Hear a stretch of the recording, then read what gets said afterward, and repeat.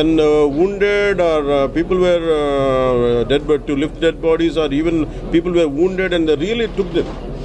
And వాళ్ళందరినీ తీసుకెళ్ళి జాగ్రత్త పరిచారు. Even Kashmiri local and there are Muslims again. కాదు ఇది ఏంటంటే నేనేంటి చెప్తున్నానంటే, ఇది మీరు చంపిన వాళ్ళని టార్గెటెడ్గా మీరు హిందువులా కాదా, బొట్టుందా లేదా, నువ్వు కల్మా చదవగలవా లేదా, it is very clear cut targeted killing. దాన్ని ఇంకా మనం వైట్ వాష్ చేయాల్సిన అవసరం ఏముంది? That's evident. ఉగ్రవాదానికి జాతీయ ధర్మం భేదం ఉంటుందా?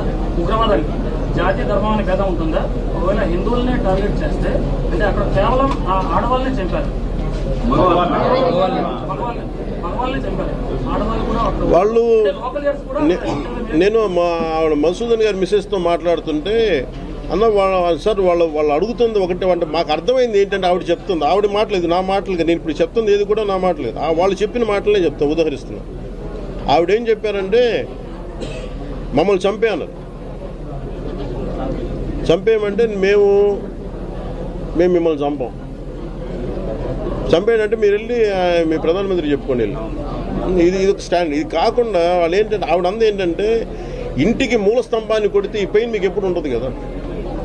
అది ఎంత క్రూరత్వం చూడండి. మమ్మల్ని చంపే బాధ్యతలు కోరుకుంటే, కళ్ళ ముందే బిడ్డని మన భర్తను చంపేస్తే, భార్య గారిని చంపేయండి, లేదు మిమ్మల్ని నేను మిమ్మల్ని అంటే, వాళ్ళకి ఏంటంటే ఈ జీవితాంతం ఈ బాధ ఉండాలి మీకు, ఈ బాధ మీ ప్రభుత్వం తెలియదు.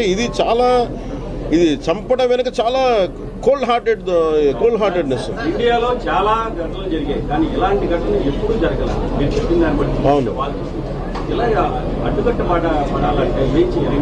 ఫస్ట్ అడ్డుకట్ట పడాలంటే ఫస్ట్ ఇండియా భారతీయులందరూ కూడా కులాలు కానీ, ప్రాంతీయత విభేదాలు కానీ, భాషా విభేదాలు కానీ, ఇవన్నీ దాటి మేజర్ ఇష్యూ వచ్చినప్పుడు,